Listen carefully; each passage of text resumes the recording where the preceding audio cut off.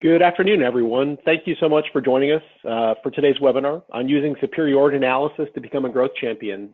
My name is Cam Mackey, SCIP's new executive director. I'd like to start this session by thanking each of you for taking the time to join us. We live in an age where we're completely surrounded by information, as all of you on the call know better than anyone. And I very much appreciate you trusting SCIP to deliver good ideas. Now, for those of you who I didn't have the opportunity to meet at our conference earlier this month, I'd like to very briefly share a vision for SCIP. I joined the organization because I'm passionate about using intelligence to drive strategy and helping organizations of all kinds transform to get ready for a disrupted future. I'm proud to say I've spent my entire career at nonprofit membership communities where our primary metric for success wasn't financial, but it was how well we delivered on our mission. And as those of you on the call know, at SCIP, our mission is ambitious but simple. It's to provide members with tools and strategies to use intelligence to drive sustainable strategic advantage. As part of our mission, we connect members, and over the next coming months, you'll see a lot of new exciting ways to do that. More regular webinars like this, exclusive virtual roundtables, so you can really actually have discussion virtually with a small group of people and brainstorming, and also an online community. Our goal here is simple, to let you tap into the expertise of your fellow members quickly and cost effectively. Now, as part of that mission of connecting members with each other and with great ideas, I'm excited to share that we're holding a two-day training section next month in London on the same topic of today's webinar, superiority analysis, and how we all can use it to turn our CI organizations into growth champions. So this is the appetizer in London, June 25th and 26th. That'll be the main course. As part of that, event, we're going to let our hair down, and we're going to hold a meet and greet session in partnership with the great folks of our UK chapter. That'll be on June 24th. I'll send a follow-up email to everyone participating today so that you can have information on it. With that, it's my pleasure to introduce our speaker today, Mr. Arik Johnson. For those of you who don't know, Arik is founder and chairman of Aurora WDC. He's also managing director of the Centers for Open Reconnaissance. I love the fact he's a former SCIP member and current member of the Council and CI Fellows. And I think it's safe to say that he's widely respected and recognized as someone who's a thought leader, but also a provocateur for using intelligence to drive sustainable competitive advantage. He's the originator of the angles of attack algorithm, which is a great framework to predict and plan for industry change. And given that and some of his other experience, he really is the perfect speaker to talk to us today about the coming recession and what we as intelligence professionals can do to increase the effectiveness of our departments and the outcomes that we deliver to our organizations. Arik, thanks so much for joining us today, and look forward to a great session. Thank you very much, Cam, and congratulations again on your accepting the leadership position at SCIP. I've gotten to know Cam a little bit, everybody, over the last couple of weeks. We had a chance to talk in Orlando, and I got to say, they picked the right person for the job. So, Cam, congrats again. It's very exciting to see you in that leadership role and to see your team in Orlando a couple of weeks ago. You guys really made that look easy. Well done. Oh, thanks so much, Arik. It's I will give the team all the credit, and you know, to you and the partners and the members we work with. It's a great community. I'm excited to be part of it. Well, I can't wait to go to London together here in a month and to do the two-day workshop over there. And as Cam mentioned, this is a little bit of a sampler of some of those ideas that we'll be drilling down on when we get to London next month. And hopefully everybody can join the cocktail hour on the 24th as well. For those of you in the greater London area, I'm going to be reaching out to a few of my personal friends in that part of the country and see if you guys can join us, and maybe we'll grab a pint or three. Not enough to wreck our workshop, of course, but just to get us in the mood. But today what I want to spend about 20 minutes talking about is a concept called superiority analysis. And I did a workshop in Orlando on this. The London workshop is really an extension of that workshop, with day two really being the operationalizing of the analysis that's done on day one. And we're going to go through some of that here today. So the concepts that I'll take you through will probably be familiar to many of you, but it might be a little bit of a new twist for you. So work up your questions. I love questions, and hopefully we've got time at the end for some Q&A. Cam, please feel free to interrupt me as well if you have questions that you think the audience is going to want to hear more about. I'm very easy to interrupt and not very easy to wait for questions at the end. So thank you. Good deal. That's great. And just a process note for folks. You should have either on your laptop or even on your mobile, there's a little chat window. So if you have a question at any time, just feel free to pop it in there, and I can then pose it to Arik. So yep, don't be shy. Fantastic. This is an image of the North Vietnamese, and in January of 1968, the North Vietnamese army was about to celebrate the Lunar New Year, and traditionally in that part of the world, when there's a conflict on, they take a few days off. There's a ceasefire typically. And the contrary took place. The North Vietnamese launched what became known as the Tet Offensive on January 30th, 1968. And many scholars will point to that particular engagement as the turning point in the war, the point at which the United States started losing.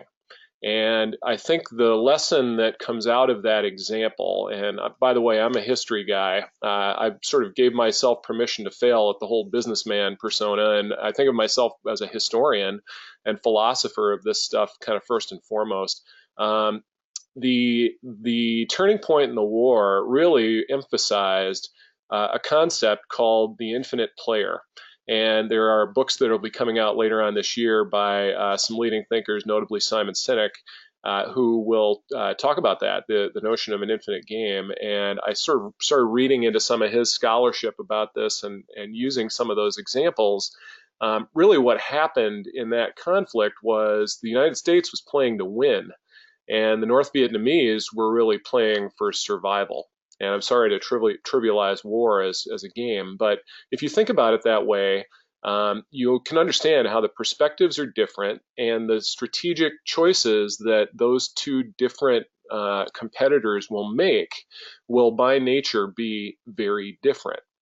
If we think of competition in business as more like a sporting event than a war, you can use this quote from Lombardi, which is one of my favorites, and it sort of exemplifies what I'm talking about there with the earlier example. We didn't lose the game, we just ran out of time. The loss of any particular conflict is a controllable event and is a choice-making process that we're going to teach you how to do some manipulation around when we convene in London and go through some of this. But I want to tee this up with these ideas because if you're a finite player in an infinite game, you will eventually fumble the ball. And it won't be a particular strategy of a competitor who will ultimately lead to your loss. It will be your own unforced error that will lead to the loss.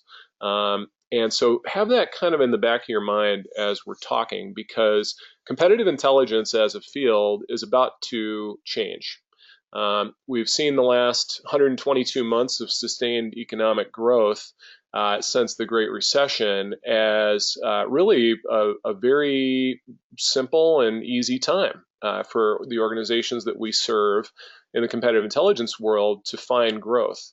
And unfortunately, we see that the yield curve has once again started to invert. And the consequences of this particular inversion mean that we've probably got a recession coming sometime in the next 18 months.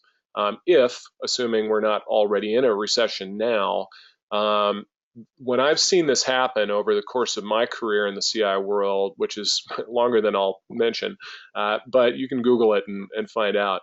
But as I've seen recessions emerge, over the last couple of decades plus, it hasn't been kind to the competitive intelligence profession.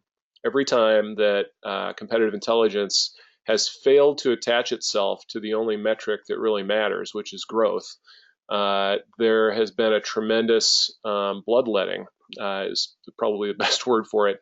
A lot of programs are cut entirely, cut back substantially, seen as overhead. And my sort of fundamental message, I think, today, and Cam, feel free to reinforce this, is that if a competitive intelligence program is seen as overhead, it will be cut with extreme prejudice.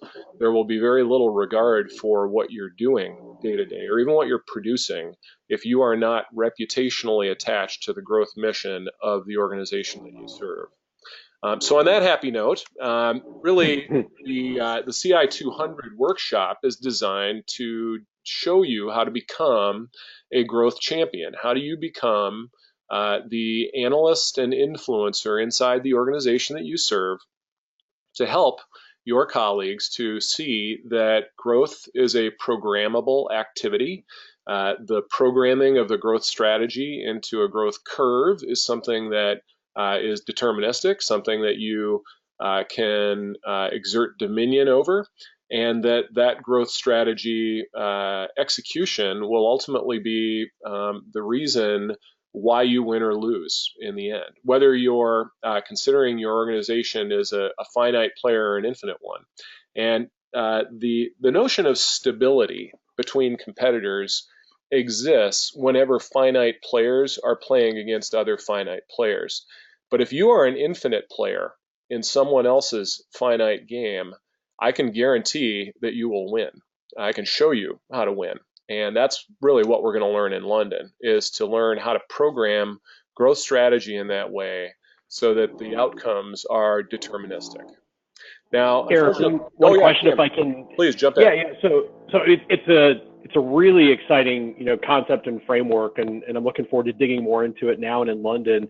How would you consider companies that really have a more kind of multi-pronged, multi-industry growth strategy? So in other words, they might be in a market that's more mature, where they're playing a finite game, versus they're looking at emerging markets or adjacencies where they're taking more of the kind of the infinite approach you're talking about.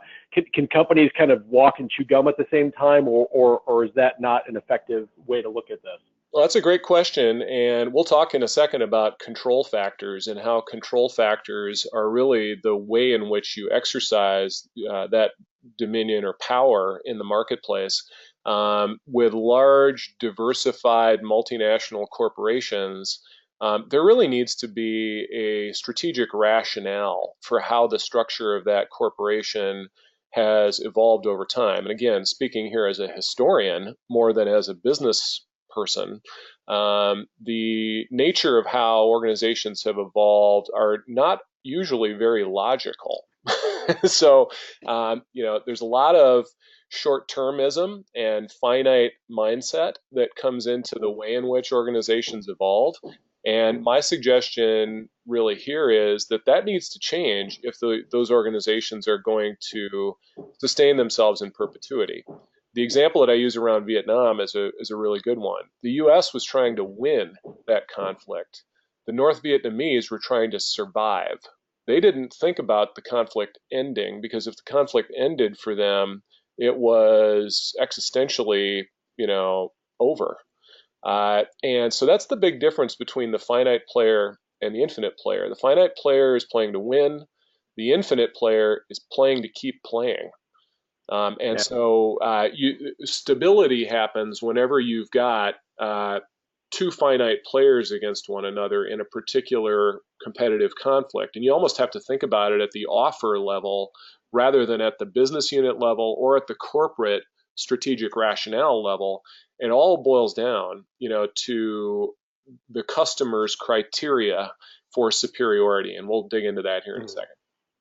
Great. No, thanks, Arik. Appreciate it. Now, the most problematic part of all this, Cam and audience, is that it requires an attitude adjustment to do this. There needs to be a level of humility, empathy, and teachability amongst not only intelligence professionals and practitioners, but the clients that they serve among the growth executive.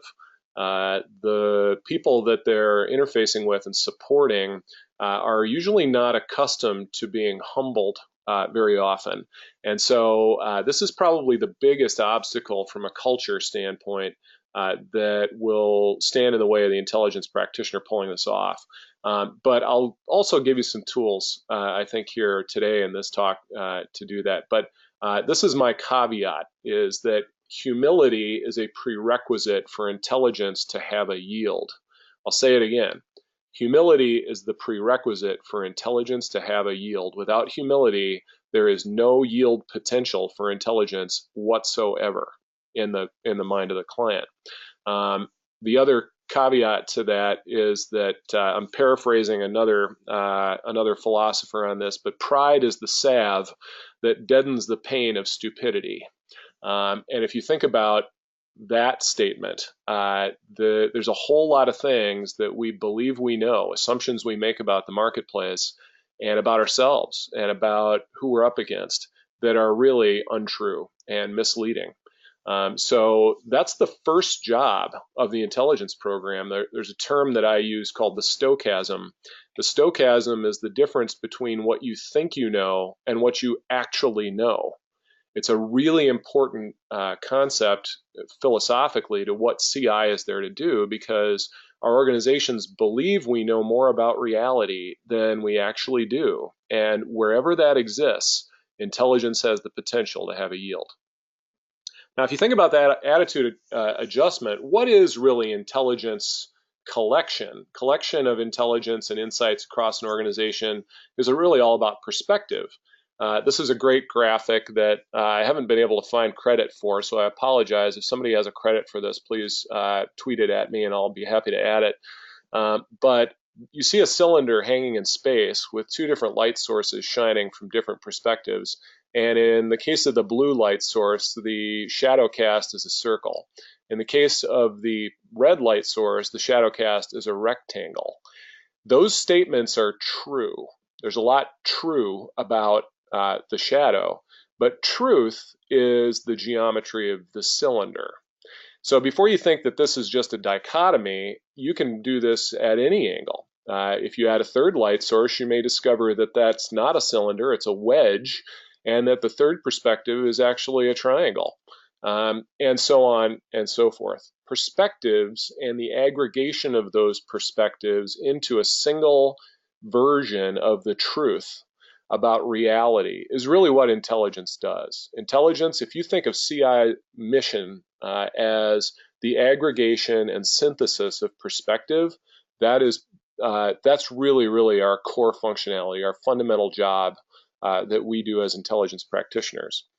The other thing that we do is that we help decision makers to make choices about the future.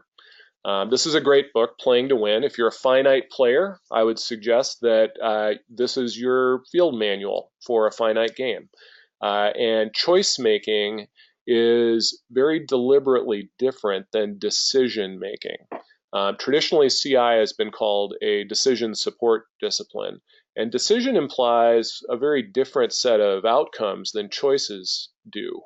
Choices imply sacrifice, that you're going to look at the suboptimal alternatives and intentionally sacrifice those suboptimal alternatives in service of the one that fits you best. And so in London, we're going to go into what these choices really involve, because these are really the control factors that your organization controls. Unfortunately, most strategy lives in the bottom of this cascade. How will we win? What capabilities must be in place? What management systems are required? And very seldom does competitive intelligence get involved in dreaming about what the winning aspiration is in the first place, or what it should be. And you can't really understand the answers to those other choices until you do that, because you can't decide where you're going to play and where you won't play until you've decided what the winning aspiration is, and so on. Most strategy is unfortunately misdirected at winning aspirations and decisions about where to play that were made by others who no longer have a stake in the outcome. And this was exemplified for me last fall with a program we call Reconverge Demolition, where we took 3 startups through really a demolition process. We took them through the angles of attack algorithm, determined their superiority criteria, determined their control factors, and then reprogrammed those 3 startups in a way that made them anti-fragile. What happened with that was when they encounter stress from the market, they'll actually get stronger. rather than weaker. The great philosopher Mike Tyson once said that everyone has a plan until they get punched in the mouth. And nothing could be truer when it comes to a startup organization. And I think that's really what a lot of corporate startup culture, kind of lean startup, lean enterprise philosophy is trying to do. It's trying to give large, stodgy, complacent corporations the same hustle that a startup has in terms of how it can adapt to changing market circumstances. And it's actually a little wrong. It's a little bit of the wrong answer there. There's actually a right answer. And we actually made a movie about it, Cam. I don't know if you've had a chance to watch. We did a 30-minute documentary of the process of doing the demolition, and we put it on the mobile app. So if anybody wants a link to that, I'll tweet it out later. I don't want to promote it here, but it's free. And the movie actually tells the story of those 3 startups going through the demolition process. So what do I mean by programmable? Well, there are 2 sides to this story. And one side is superiority criteria. What are the satisfiers, drivers, and disruptors that your organization will need to program against in order to exploit the vulnerabilities that other providers have with their offer and outperform them ultimately in terms of results? And the second part of this is control factors, usually called key intelligence topics, but in talking with Jan Herring a few years ago, the man who brought kits and kicks over from CIA to Motorola in the 80s, I threw this out to him and said, Jan, what if we reinterpreted kits as control factors, factors we control, factors nobody controls, and then factors that others control that we might be able to influence? And that's the most problematic one, is that last one, the notion that you will be looking at key players in the marketplace under the old kit schema. That usually led to profiling exercises, which were very low impact. They were very, very cuttable when the business cycle turned. It looked a lot like overhead. Making competitor profiles, even customer profiles or market profiles, that really looks like overhead to decision makers and growth executives when the business cycle turns down.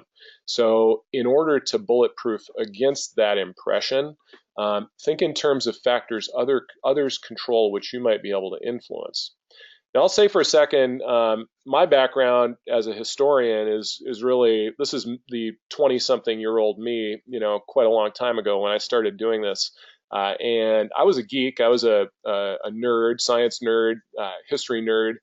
And I really looked at unusual phenomena in my world and tried to figure out how that phenomena really worked. And I didn't really know much about business at the time. So I turned to erstwhile authorities on the topic like Business Week and specifically Peter Drucker in figuring this out. And one of the things that Drucker said really stuck with me is it's that you have to really look beyond your current business. Your current business will actually mislead you from finding the pathway to the future. And the pathway to the future is populated with people who are not currently customers of yours. Now, I have a philosophical problem with the notion of shareholder value as the primary mission of corporations and capitalist enterprises in general. Drucker said that the primary mission of a business is not to return capital to shareholders. The primary mission of a business is to create a customer. And the creation of customers is the attitude adjustment that CI needs in order to think about how it fulfills that growth champion role. So while you're thinking about that, disruption is a topic that is a very popular one among particularly startup and venture capital leaders who are thinking about how to create these new businesses, create new customers where none existed before.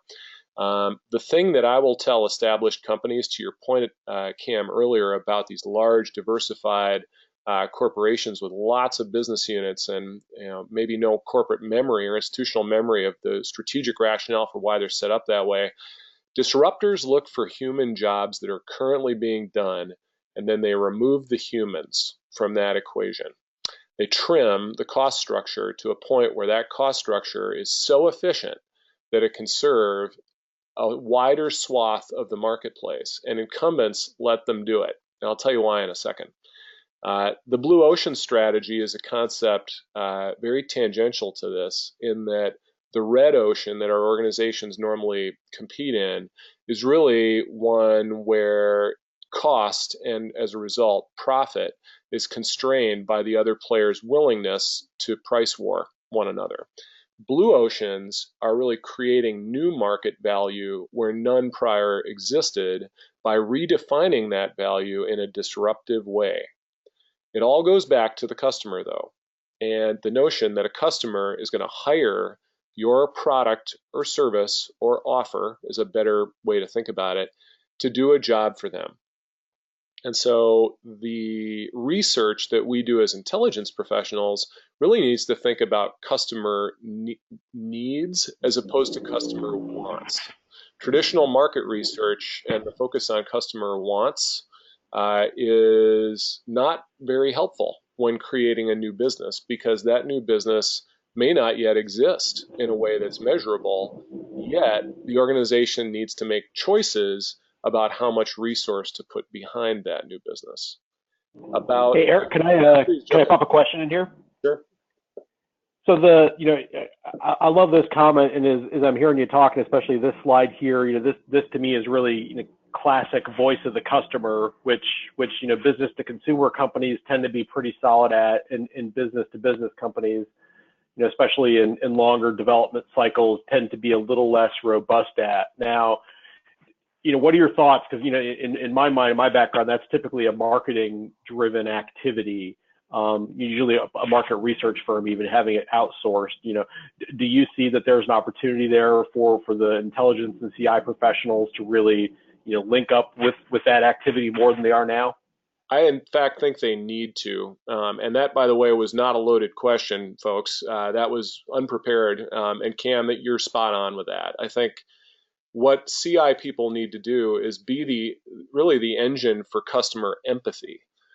Understanding in an empathetic way what customers want as an outcome will help their organization to serve those customers in new and innovative ways. I really think that competitive intelligence, the future for CI, is all around innovation and using the innovation capacity of the organizations that they serve in the right way. Most of that innovation capacity is not used in the right way, mostly because they're trying to make it fit. They're trying to make their round peg fit in the square hole. To mix my metaphors here a little bit, if it doesn't look like something that they recognize, it's really hard for a very successful corporation to do something new. And I've heard that the 6 most powerful words in the corporate lexicon are "we've never done it that way," and the other 6 are "we've always done it that way." And I think that's really CI's mission priority, is to help break out of those 2 ruts, and they're intellectual ruts that managers unfortunately find themselves in, because their job is primarily the reduction of risk, not the exploitation of opportunity. Does that help answer your question? Oh, that's great. That's great. I think it's this was the Peter Drucker quote from a moment ago, and your kind of comments. It's if you talk to the same people you always talk to, you're not going to be able to disrupt yourself. You're going to be disrupted. So yeah, I think it's a really powerful point. It's getting outside your own company, talking to your customers, but it's also within your own organizations. Talk to people who speak to different segments out there. Exactly. Cam, a few years ago, I got a chance to meet Clay Christensen. I was the chair of the 2006 SCIP conference. I sat on the board back in those days, and Orlando was once again our venue. And I took the job on the basis of being able to invite Christensen to come and be the opening keynote for the conference. And it was a tremendous opportunity to bring someone, really the father of disruptive innovation theory, the one who popularized the whole concept, to a place that he didn't know existed. Christensen didn't know that CI was even a thing. And he was quite shocked when he showed up in Orlando back in 2006 and said, "Boy, you guys are like my tribe. Where have you been all my life? Why have I never heard of you?" And we can talk about that a little bit later from the PR problem and the branding of competitive intelligence and what that opportunity looks like. But when people like Clay Christensen say they never knew you existed, you've got a branding problem. And, competitive intelligence, I think, has an opportunity, as a result, still today, and it really is an urgent opportunity if you look at that curve around the yield curve and what may be coming in the future. Every recession that we've ever had in the United States has been preceded by an inversion of the yield curve. Now, not every inversion of the yield curve leads to recession, but I know where I'm putting my money. So Christensen really described the problem of disruption as big successful companies don't know how much to invest in unproven, less profitable new businesses. And the reason is because those new businesses don't look like they're really a match for your brand identity in the marketplace. In fact, disruptive technologies always start out being relatively low quality before they are able to climb the bottom half of the S-curve. Now, this is just the bottom half of a traditional technology S-curve, where eventually at the top end of this S-curve, it will crest and then move into more of a hobby and novelty application of the technology. But every technology that you can think of started out spending a lot of time being very low quality and eventually reaching a medium, high, and eventually most demanding use before it was then subsumed by another technology that made it less relevant. Now, I was fascinated by this, and as I had a chance to talk with Christensen about it, putting it into the terms of disruption, really the part I didn't care for about disruptive technology and disruptive business models was that it's relatively hopeless. Established companies will almost always lose, and it's almost always because of their failure to adjust their attitude. So that really led me in the last 15 years or so to invest in developing the angles of attack into a concept that would be this programmable context for this. And sort of the open source moniker that I use associated with this is superiority analysis, and how superiority is then achieved and maintained, and how competitive intelligence is really the enabler or navigator of that future. So if you think about what the angles of attack algorithm really is about, angle of attack alpha is the leader of the market or the leaders of the market. The downside of being the leader is that you continue to invest in capacity or capabilities that will eventually overshoot those highest quality uses. And if you sort of abstract this very straight line to a traditional technology or business model S-curve, that primary parameter performance will eventually be too expensive, too complicated, too costly to produce for the amount of demand that exists at that point in the performance plane. And it will leave the alpha open to attack by betas. The angle of attack for a beta is really a specialist within the value chain that enables a cost structure advantage that the alphas cannot match. The alphas will willingly surrender that portion of the marketplace to the betas because they don't consider the betas to be a threat. And by the time the betas reach the sweet spot in the market, the alphas have overshot so tremendously that they're gone. Now, I'm actually writing up a series of examples on this, but one of my favorite examples is in 1970, the year I was born. Sears decided to build the world's tallest skyscraper in downtown Chicago. That was the same time that Walmart was expanding nationally. Sears was very clearly the alpha who overshot with a non-value producing addition to their offer, the tallest skyscraper in the world. And by the time it was done, Sears had actually moved out to Hoffman Estates in the northwest suburbs and were long gone. They didn't even really use the Sears Tower themselves. So Walmart took advantage of that managerial distraction, a decade of managerial distraction, to make its move. And we can see this across hundreds of other examples where alphas have allowed themselves to be overshot, or rather to overshoot customer expectations. Now, the fundamental principle of this slide of both angle of attack alpha and angle of attack beta is that customer expectations, the performance criteria or superiority criteria that customers are telling you they need, will always grow at a slower rate than your ability to express control factors that are programmed to meet that superiority criteria. Now, I realize that's a big mouthful of abstract vocabulary, and you're going to have to come to London if you want the drill down, because I don't have time to do it here. So Cam, what do established companies in alpha have to do in order to compete with betas? They have to move out on the z-axis into where Drucker would tell you non-consumption exists. We don't have any customers out there.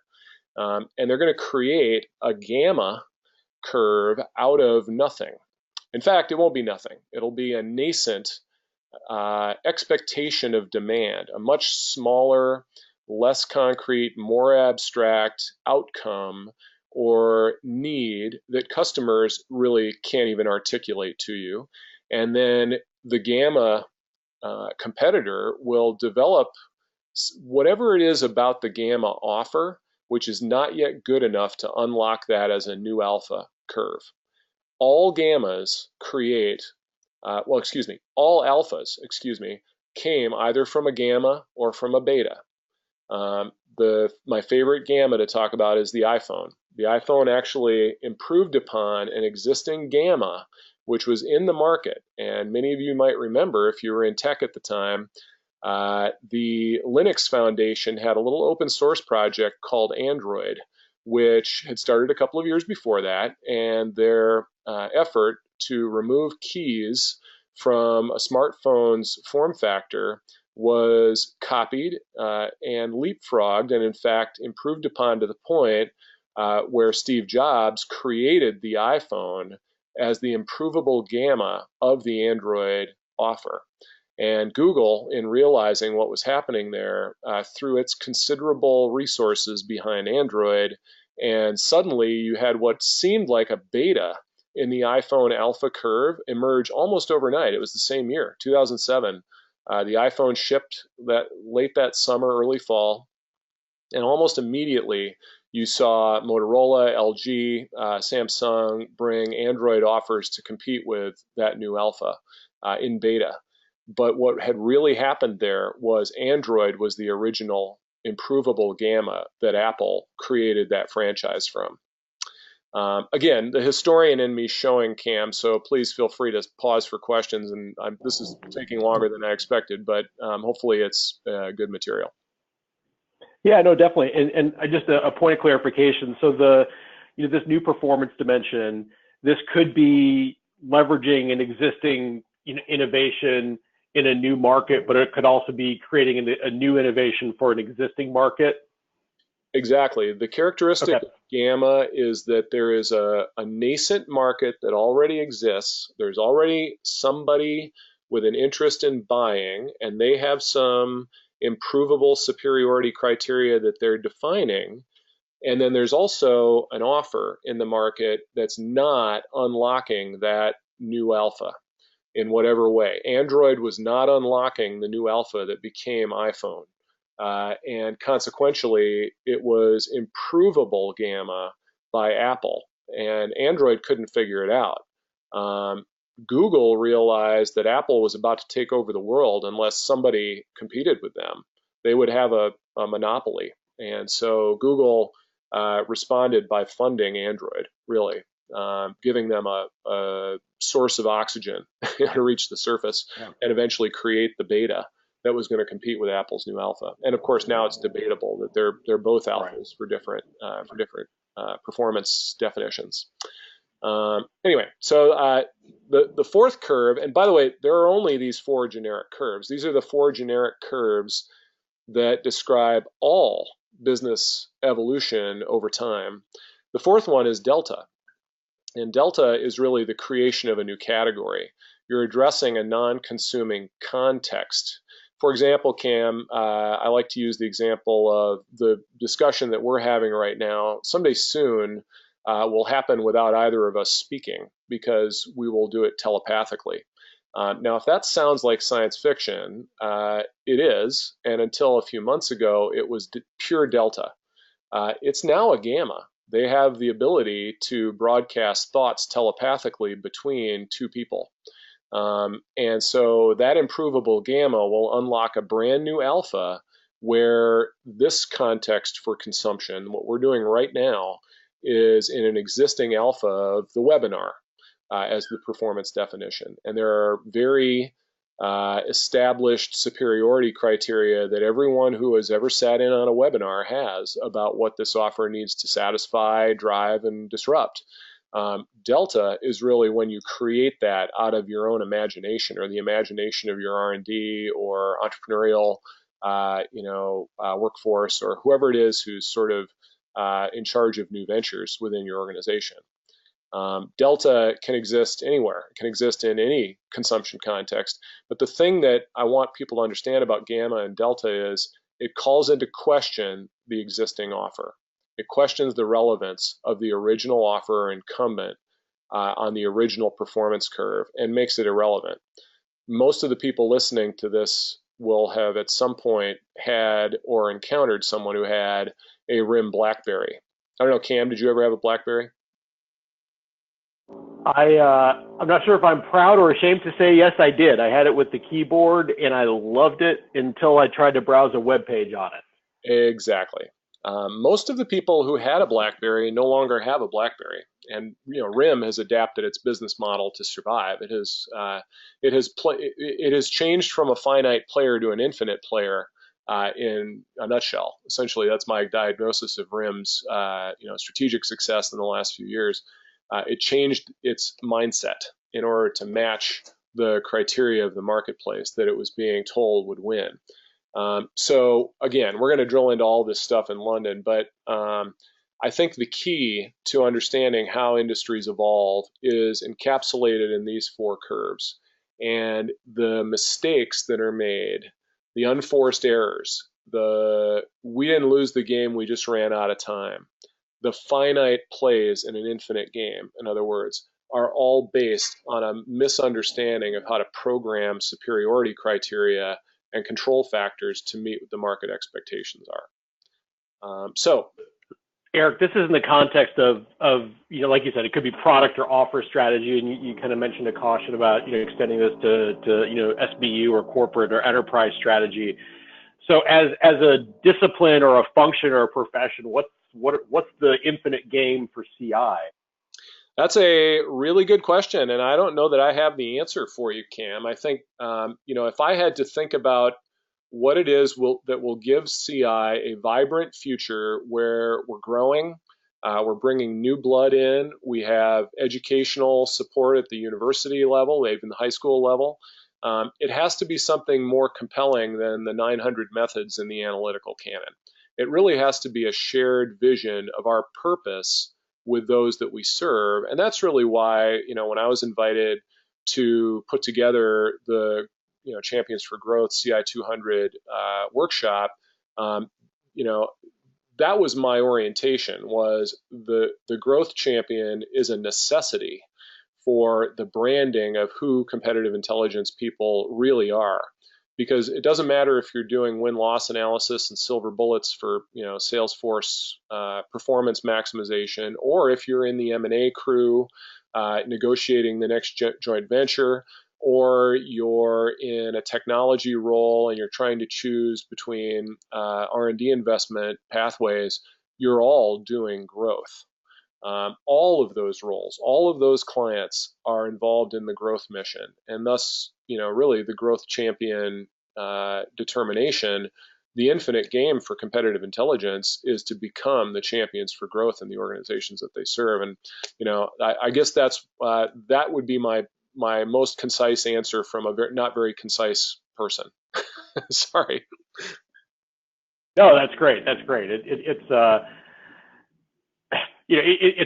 the activities, like you say, the 900 techniques, that's important, but it's keep your eye on the ultimate objective of the activities. Yeah, those are the skill set. The skill set is the 900 analytical techniques and how to do human and all of the technology and information processing tools that are out there. That's really the skill set. What I'm suggesting is growth champion is a mindset. It's a mindset that makes the skill set necessary. If you lack the mindset, it won't matter what your skill set is, because it will be eliminated with extreme prejudice when the business cycle turns, which I think you and I would agree is imminent. So on that happy note, established companies almost always lose to disruptive innovators for a variety of reasons. And usually it's not necessary. It's usually because they're finite players in an infinite game. So when we convene in London, we're going to teach you about superiority criteria and how the marketplace determines what superiority criteria looks like. Obviously, this is a wall of text, and I won't have time to take you through it. But this is really here to wet your whistle. I hope to, at some point, Cam, do this at some of the SCIP chapters across the country and maybe around the world. It'd be really fun to take this to the chapter level in kind of a mini format. And as a former chapter coordinator myself here in Wisconsin, chapters are always looking for material like this. So hopefully we can bring this to the chapter level at some point as well. But satisfiers are really the things that every provider in the market will have to do, but which those providers will always try and over deliver on. You'll try and overshoot on satisfiers, and the market will never reward you for it. So a beta or gamma curve will exploit the alpha's over delivery by creating cost structure advantages or relevance advantages that the alpha will be misled into thinking are no risk to their business. Drivers, the second type of superiority criteria, really will create a temporary advantage that will be rewarded with share, and other incumbents will have one of three choices in terms of the driver that you bring to market. If you're the innovator in that context, they can copy you, they can imitate it, they can try and leapfrog you, or they'll surrender to a successful driver. Now, the surrender option is the one that's the hardest for alphas to come to terms with, because you're an alpha. Have you seen the size of my bank account lately? I'm the winner. I'm winning. I'm used to winning. Why would you suggest that I surrender to this driver who's now introduced something that's being temporarily rewarded with share? Well, if you program your angle of attack correctly, you will understand that surrender for you might be inevitable. And you can choose to surrender now and cut your losses, or you can choose to surrender a decade from now, like Sears did with Walmart. Well, actually more like 40 years from now, 48 years from now, 49 years from now, as Sears is actively trying to surrender to Walmart today. It took a half century for that driver to eventually be surrendered to. And if you think about the pain and turmoil that pride was able to anesthetize, it's really a tragedy. And I think, my suggestion here with the three responses, imitate, leapfrog, surrender, if it's inevitable that you're going to lose to that driver is going to be able to extend that temporary advantage in perpetuity, for example, and create a new alpha as a result, you should leave. You should get out of the market. Finally, disruptors. Disruptors are characteristics that attack the jobs for hire that the existing offers are trying to fulfill, and it makes it irrelevant. It calls into question the relevance, like RIM BlackBerry and the keys that you and I love to, thumb our way through so much, suddenly became irrelevant when keys had to go in order to make for a widescreen desktop-style browsing experience. So that's a quick kind of taste test on this. We're going to actually force you in London to program the superiority criteria that the market is telling you will be rewarded for your offer. And then we're going to connect that to control factors, otherwise known as KITs, but with some slight redefinition. Strategic decisions and issues are the factors that you control. The early warning topics are factors that nobody controls. And key players, instead of becoming a whole series of overhead mistaken profiles, become factors that others control that you might be able to influence, which is actually a much more actionable definition of what key players in the marketplace is really trying to do. Jan Herring, as I talked to him about the control factor concept and the redefinition of kits that way, said, I wish I would have called it that in the 1980s because I think people would have used it better as a result. So I used a word there, actionable. Actionable is really the litmus test for what competitive intelligence is there to do. And as we think about these contexts, we're going to give all the participants in London a very comprehensive understanding of what their control factors are and what those control factor missions look like and how they're different. The strategic choices that influence success are the factors you control. Anticipating competitive confrontations and outcomes are really the factors that other industry players control. And the factors that no one controls, really that mission is interpreting megatrends and signals of industry change. As you can see, we've got a very oversimplified chart, which all the participants in London will be put through in order to understand what those control factors are. And then those control factors will be used to program the offer profile when it comes time to build an intelligence apparatus on day 2. So that all of that stuff, Cam, will happen on day 1, June 25th. On June 26th, we will then take that output and show them how to create an operational plan to implement intelligence in a way that is actionable. These are some examples of what that might look like and how those mission priorities turn into programs that we've seen over the last 25 years or so find success in the context of intelligence. You really need to align those plans with the mission priorities at those different levels of control, and then really introduce an infinite mindset into what is probably a very finite game. So with that, Cam, one of the words I live by around gratitude is something that I didn't hear, but I read John F. Kennedy wrote, and that's that, it's not our words that matter, it's our actions, how we live. And so I hope that when we meet up in London in about a month here, we'll have the opportunity to do that. So Cam, I'm sure there are questions out there. Let's take the remainder of our time and wrap with Q&A.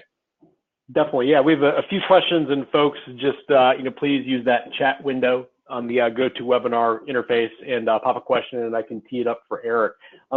Arik, the first one that comes to mind is what you and I have called like the Rodney Dangerfield problem, so that CI as a discipline doesn't get respect. And the reason I raise that here is the slide, I think just one back, it talked about convening executives and working across the business units and getting support, and strategically that really resonates, but some of the issues you really are talking about here are existential to an organization's strategy. And so in order for CI to really influence that conversation, they have to have the respect and the visibility in the organization. So recognizing that we all don't have limitless budget and we can't all walk into the CEO's office whenever we like, what do you think CI professionals can do to get that respect? That's a great question. This first mission priority around strategic choices, in particular, this is a 2 to 5 year time horizon. Nobody is going to fall off the turnip truck, as my dad used to say, and walk in and build this overnight. It really takes a couple of years at minimum to gain the credibility and influence that a competitive intelligence team and leader will need to create there. And it can disappear overnight. Warren Buffett, I think, was the one who said that, reputation takes a lifetime to create and a second to destroy. And it's a powerful aspect when you think about competitive intelligence really being growth champions. If you as a CI analyst embrace that identity and then embrace the methods that will enable you to produce and deliver on that promise, I really believe CI could become, again, one of the most important investments that a corporation can think of making, which is, if you think back 20 years to 1999, I believe that was either Montreal or Atlanta, I can't remember, but there were 2,000 people at that SCIP conference. And I want to see that again, Cam. I know you do too. We want to see. I do too, yeah. We want to see 2,000 people at a SCIP conference someday soon. And I think that's how we do it. We've got to redefine that competitive intelligence is not this abstract, priesthood of nerds who sit around with their 900 analytical methods and, create, competitor profiles that no one really knows how to use. We are influencers. We influence the choices that contribute to our organization's success. And that starts with the very first encounter and it happens every single time an intelligence analyst or leader encounters a decision or choice maker. I prefer the term choice maker. Leader, growth executive, someone for whom that growth mission is really how they define themselves. And really, the next part of that is most CI people don't know what it's like to have to make a payroll, don't know what it's like to have to make a quarter. Or fulfill a forecast. That's really what's at stake here, Cam, is CI people need the empathy with their internal clients of what kind of pressure they're under to perform, and then they need to share that burden. If they want to be the growth champion, they have to take a substitutional role that the growth executive is currently experiencing themselves in their professional life, and they have to join them in that mission. They have to help that executive test their strategy, not support it. Supporting the strategy is actually something that I'm pretty passionately against. Intelligence is there to test, not support, so that you can figure out what's wrong with it and make it anti-fragile. When the marketplace throws you some curveballs, your organization knows how to cope. Mm-hmm. I love that. And I think it's a powerful point, right? We can't be the data nerds, right? That's a space where we have skills, but if we're simply that, then it's easy to focus on the activity, not the outcome, not the, I like the nuance between decision and choice. Being aware we have just a couple minutes left here, Arik, any parting thoughts on, as CI organizations embark upon this track, whether it's using this framework or just, contributing more value, more outcomes, how much does the term competitive intelligence get in our way? Yeah, that's a tough one, because competitive intelligence as a term or of nomenclature, I don't think it really describes what we do or what our value proposition is anymore. And I think we as a field are going to have to grapple with that and try and find, collectively a way forward. The notion that competitive intelligence is immediately defined as competitor by whoever hears it. I've been doing this for almost 25 years, and whenever I say the words competitive intelligence, the immediate response is, oh, you're some kind of corporate spy. And that legacy has to go. We have to figure out a way to grow past it. Now, I threw up my contact info here for people because I know we're going to have to cut this off soon. If anybody has questions about this stuff, please reach out to me, especially on Twitter. I'll tweet back at you publicly, unless you don't want me to. But tell me that in your DM. But I love talking about this stuff, and it's also something that I think we need to have some mindfulness about this going beyond our own best interest. The other person in this photo, I'm in the foreground. The other person in this photo is my son, Liam. Liam joined the company part-time last year, and I'm thinking about the next generation. I'm thinking about, how my kids will think about competitive intelligence as a career option. If you asked Liam right now, is he interested in going into the competitive intelligence world? He'd say, why would I want to do that? But if you told him about the growth mission and the growth champion and that branding and that identity and the methodologies that we just talked about here for the last hour, that's what gets him excited as a teenager. I want to do that again. I want to see teenagers and college kids out there lighting the same fire in their belly that I had 25 years ago when I thought about entering this field. I love that. I think it's a powerful point, and it's really about how can we not just give our members the skills and the tools, but also empower them. I think that's great. That's great. So folks, just being mindful of time, we are at the hour. Arik, thank you so much for pushing all of our thinking there. As a wrap up, we will share a PDF of the slides and the recording, and also some more information about June. For those of you who can't make it over to London, we'll raise a glass in your honor. Feel free to forward the invitation on. Thanks again, everyone. Appreciate your attention and participation. Thank you, Cam. Really fun. We'll see you in London in a few weeks. Take care, everyone. Bye-bye.